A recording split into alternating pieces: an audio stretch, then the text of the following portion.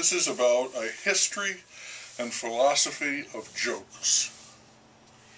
I just finished a book written by John McPhee, longtime contributor to the New Yorker magazine, so it seemed an odd coincidence when the author of the next book I read, at random, was identified in the back of the book as a contributor to the New Yorker.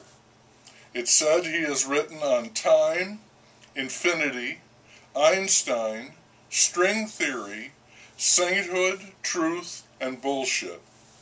I call that an impressive list, with length and breadth.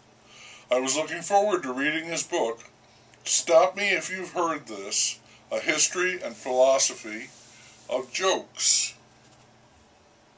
The history was spotty, and he declared that there was no single encompassing theory of jokes, so the promise went undelivered, but I enjoyed the book. It was admirably brief.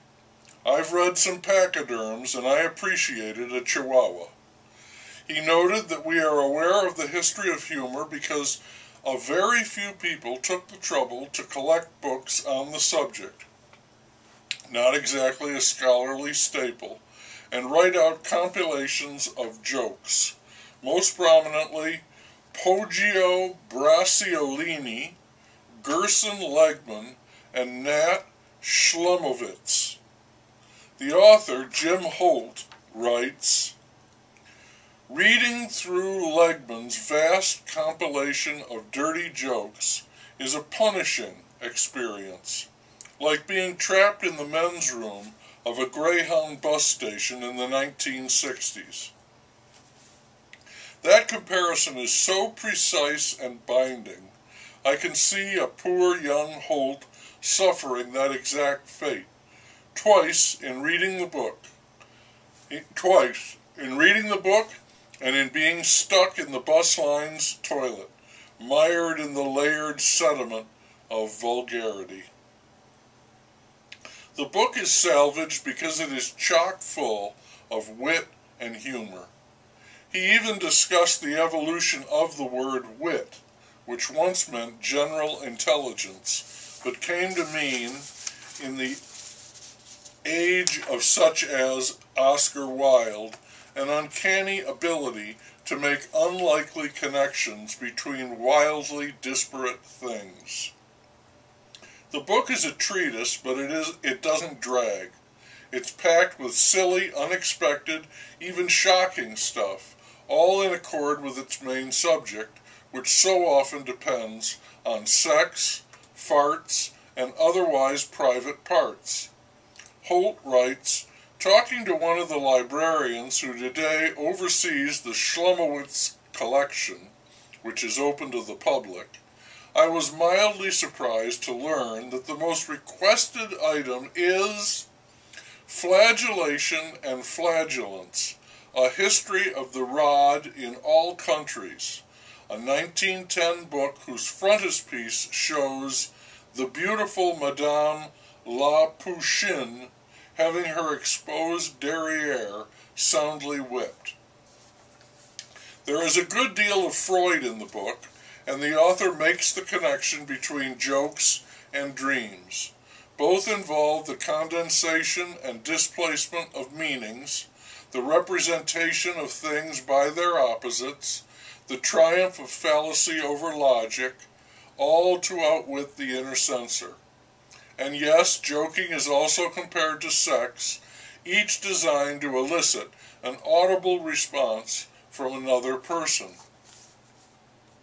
A professor of humor, an academic outlaw, tells him that there are two theories on the origin of jokes. One is that they come from stockbrokers who have time on their hands between sales and a communication network to send jokes around. The other theory is that they are made up by prisoners who also have a lot of spare time and a captive audience. Lately, he says, the two theories have tended to merge. Perhaps wily academics are the secret font. It's quite funny and insightful. He quotes Saul Silverstein, trying to define humor is one of the definitions of humor.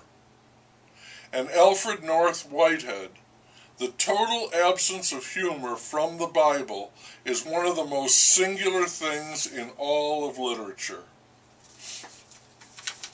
And he settles the argument, arbitrarily I thought, but sometimes you have to fudge to make a joke, on which body part is the most prominent, giving the nod to the anus, because if it chooses to cease functioning, everyone else shuts down, giving us the punchline, the boss is an asshole. Logic tells us that this is true for the other organs as well, brain, heart, kidneys, and on, but none are as funny, none yield quite the same kicker. And remember this, there is one kind of aesthetic experience whose outward expression is grossly palpable. It involves the contraction of 15 muscles, along with the simultaneous stimulation of the muscles of inspiration and those of expiration, which gives rise to a series of respiratory spasms accompanied by a burst of vowel-based notes. That's laughter.